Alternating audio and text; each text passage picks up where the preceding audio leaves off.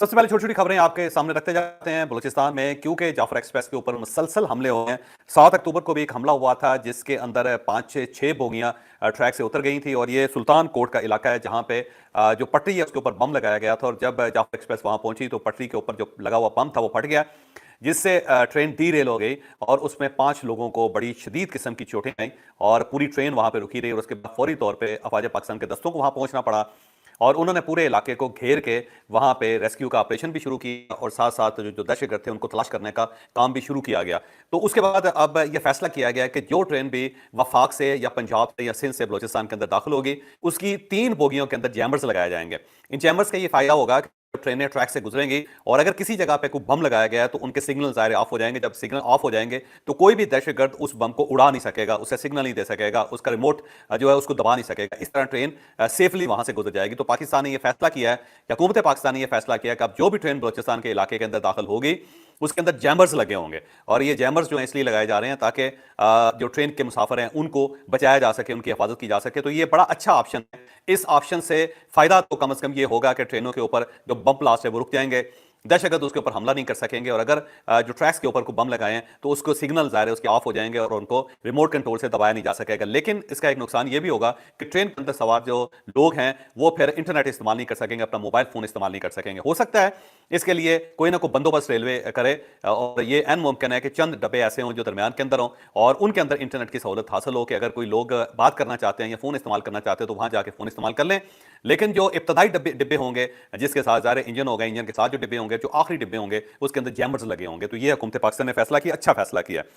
इसके साथ साथ गजा के अंदर दोबारा अटैक हो गया, 2 अटैक हुए हैं और ये दोनों हमले जो हैं वो जंगबंदी के बाद किए गए हैं, इसराइल की तरफ से किए गए हैं। एक हमला आज गाड़ी के ऊपर हुआ है, जैतून गांव का नाम है और ये बेसिकली सिटी जैतून है, यानी एक ऐसा इलाका है जिसे जैतून कहा जाता है। तो उस इलाके के अंदर से एक जो प्राइवेट कार थी, प्राइवेट गाड़ी थी वो गुजर रही थी तो उसके ऊपर मिसाइल हमला हुआ इसराइल की तरफ से, जिसमें 11 मुसाफिर जो सवार थे और वो सब एक ही खानदान के साथ ताल्लुक रखते थे, वो शहीद हो गए। जिसके ऊपर हमास ने बड़ा शदीद एहतजाज किया इसराइल से और ये बताया गया कि ये आम मासूम सा एक खानदान सा जो ट्रैवल कर रहा था, लेकिन इसराइल की तरफ से इसके ऊपर हमला हुआ जिसमें 11 लोग एक ही खानदान के शहीद हो गए हैं। इसराइल की तरफ से यह मौका इख्तियार किया गया कि इन लोगों ने जो येलो लाइन है उसकी वायलेशन की थी, क्योंकि वहां एक येलो लाइन लगाई है इसराइल ने और उसके बारे में उनका ख्याल यह है कि जो भी इस लाइन के ऊपर पाँव रखेगा उसको हमले का सामना करना पड़ेगा। लेकिन ये जो येलो लाइन है ये हमास और इसराइल ने मिलकर नहीं लगाई, ये इसराइल ने अपने तौर पे डेवलप कर ली। उसके बाद उसका कहना यह है कि यहां से किसी को पार नहीं करने दिया जाएगा। तो ये गाड़ी के बारे में ये क्लेम किया जा रहा था कि ये नाम नहाद जो येलो लाइन है उसको इसने क्रॉस किया, लिहाजा इसराइल ने इसके ऊपर मिसाइल मार दिया। अब तक जो 2 बड़े हमले हो चुके हैं गजा के ऊपर उसमें 28 लोग शहीद हो चुके हैं और ये जंगबंदी के बाद ये हमले हुए हैं। हमास की तरफ से ये इंप्रेशन दिया जा रहा है कि अगर ये हमले इस तरह जारी रहे तो हम भी इसराइल के ऊपर हमला करेंगे और फिर उसके बाद ज़ाहिर दोबारा जंग स्टार्ट हो जाएगी, जो ज़ाहिर है कोई शख्स भी नहीं चाहता। तो अमेरिका से रिक्वेस्ट की गई है कि वो इसराइल को रोके, वरना ये मामला दोबारा खराब हो जाएगा। और इसके साथ साथ हमास बार बार ये कह रहा है कि जब तक इसराइल ये हरकतें बंद नहीं करता उस वक्त तक हम अपने हथियार नहीं फेंकेंगे। इसराइल को रोकना पड़ेगा, दरमियान में कोई बफर एक क्रिएट करनी पड़ेगी, फिर एक फौज वहां पर लगानी पड़ेगी पीस कीपिंग जो अमन को बरकरार रख सके। फिर हमास का ये कहना है कि हम अपनी एक्टिविटीज मुनक़ता करेंगे, वरना हमारी एक्टिविटीज इसी तरह जारी रहेंगी। इसके साथ साथ डोनाल्ड ट्रंप साहब ने अफगानिस्तान और पाकिस्तान की जंग रुकवाने के लिए एक ऑफर किया और आज उन्होंने ओवल ऑफिस के अंदर जर्नलिस्टों से बात की और उन बात करते करते उन्होंने दोबारा मियां शहबाज शरीफ साहब का जिक्र किया कि मियां शहबाज शरीफ साहब के बकौल मैंने लाखों लोगों की जानें बचाई हैं। जब मैंने लाखों लोगों की जानें बचाई हैं तो अफगानिस्तान और पाकिस्तान की जंग बहुत मामूली है। उसका यह कहना था कि मैंने 8 जंगें रखवाई हैं जिसके अंदर 2 न्यूक्लियर पावर्स के दरमियान जंग थी जो इंतहाई खतरनाक थी और प्राइम मिनिस्टर ऑफ पाकिस्तान मियां शहबाज शरीफ साहब ने खुद एतराफ किया कि अगर मैं ये जंग ना रुकवाता तो इससे लाखों लोग मारे जा सकते थे, लाखों लोगों की जिंदगियां खतरे में पड़ सकती थी।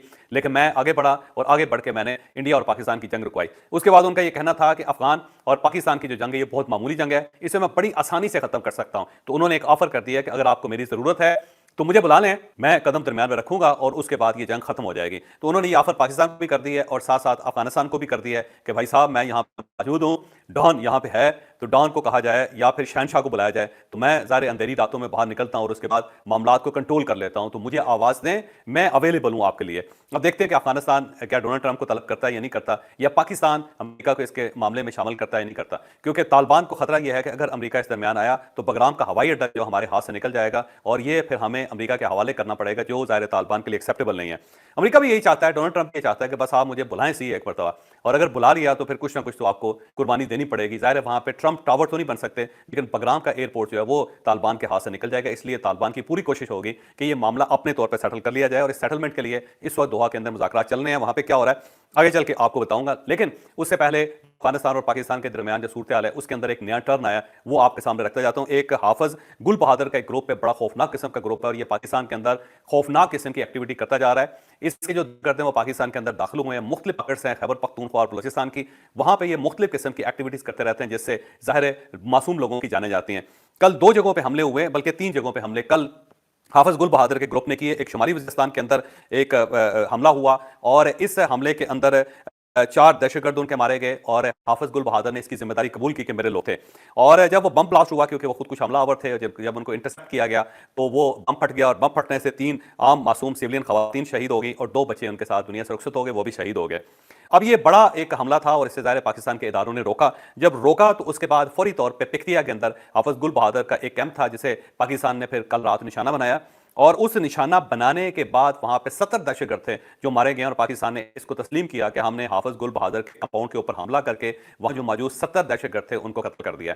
इस पे हाफिज गुल बहादुर साहब बड़े नाराज हैं, और उनका ख्याल ये, उनका दावा ये है कि हम इसका बदला लेंगे। अब वो बदला ज़ाहिर लेंगे तो ज़ाहिर पाकिस्तान भी अटैक करेगा, क्योंकि पाकिस्तान ने आज डिक्लेयर कर दिया, आर्मी चीफ ने डिक्लेयर किया है कि आप जब भी पाकिस्तान के अंदर हमला करेंगे तो हम अफगानिस्तान के अंदर जो दहशतगर्दों के ठिकाने उसके ऊपर हमला करके उनको उड़ा देंगे। तो अब ये फैसला अफगानिस्तान ने करना है कि उसने पाकिस्तान के अंदर मौजूद हमले रोकने हैं, यानी रोकने अगर ये रोकने हैं तो फिर अमन कायम हो सकता है, और अगर ये नहीं रुकेंगे तो फिर पाकिस्तान इसी तरह करेगा। इसके साथ साथ बन्नू के अंदर भी 2 ऑपरेशन हुए। एक ऑपरेशन जो है मुगल कोर्ट के अंदर हुआ, वहां पे तारक खिची ग्रुप है और उसके दहशतगर्द थे, उसे अफवाज पाकिस्तान ने इंटरसेप्ट किया, और ये इसके अंदर हकीमुल्ला उर्फ टाइगर भी था, और इसको फिर उड़ा दिया गया, इनको मार दिया गया, और इसके अंदर 2 दहशतगर्द जो है मारे गए। फिर थाना हवेदा है, ये चौकी है, उसके ऊपर भी पुलिस की चौकी है, उसके ऊपर हमला किया गया, लेकिन पुलिस ने इंटरसेप्ट करके 3 दहशतगर्दों को वहां पे उड़ा दिया, और ये रक्शे के अंदर बारूद लेके आ रहे थे, और जब पुलिस ने उसके ऊपर फायरिंग की, रक्शे के अंदर बम ब्लास्ट हो गया, फट गया बारूद, और उससे 3 दहशतगर्द मारे गए। इन दहशतगर्दों की शिनाख्त हो चुकी है, और पाकिस्तान ने बाकायदा इनके नाम अनाउंस कर दिए हैं, और इनके अंदर भी अफगानिस्तान के लोग शामिल हैं, पाकिस्तानी इसके अंदर शामिल नहीं है।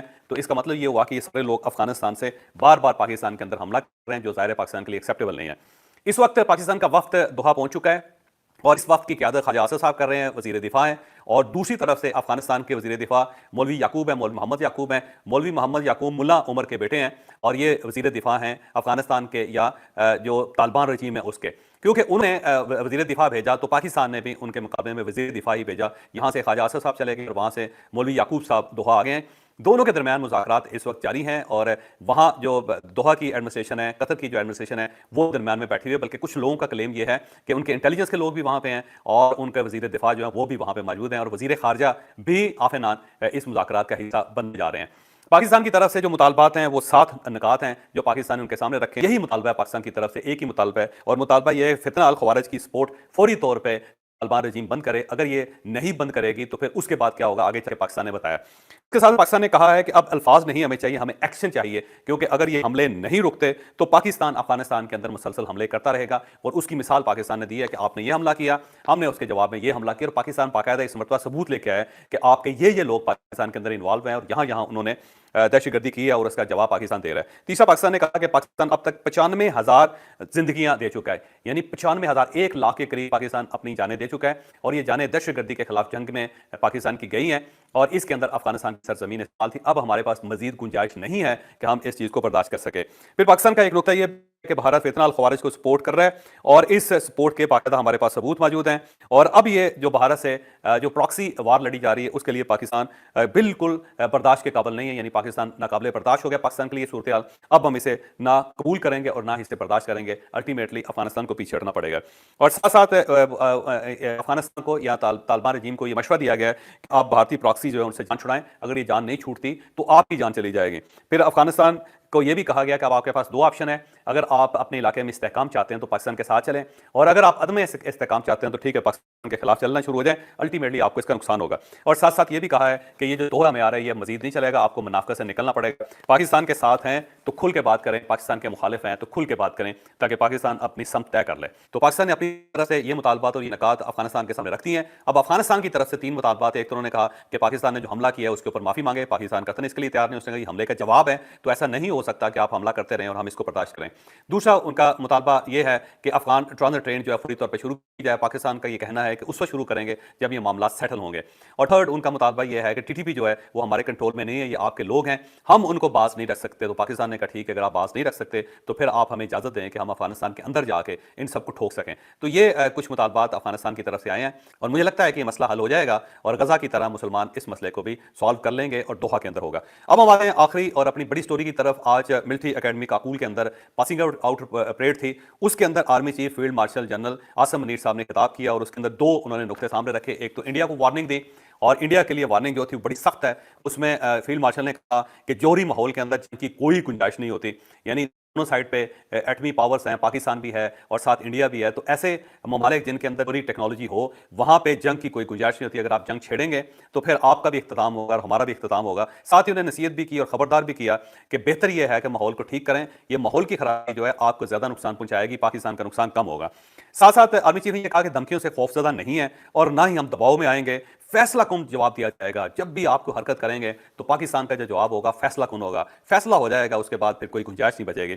साथ साथ इंडिया को यह वार्निंग भी दी गई कि नया तनाजा अगर खड़ा किया गया सरहद पार से यानी इंडिया की तरफ से तो पाकिस्तान इसका जवाब देगा और ये हमारा जो जवाब होगा हमला आवरों की तवक्कुआ से कहीं बढ़कर होगा कि आप इतना तसव्वुर ही नहीं कर सकते जो पाकिस्तान इसका जवाब देगा।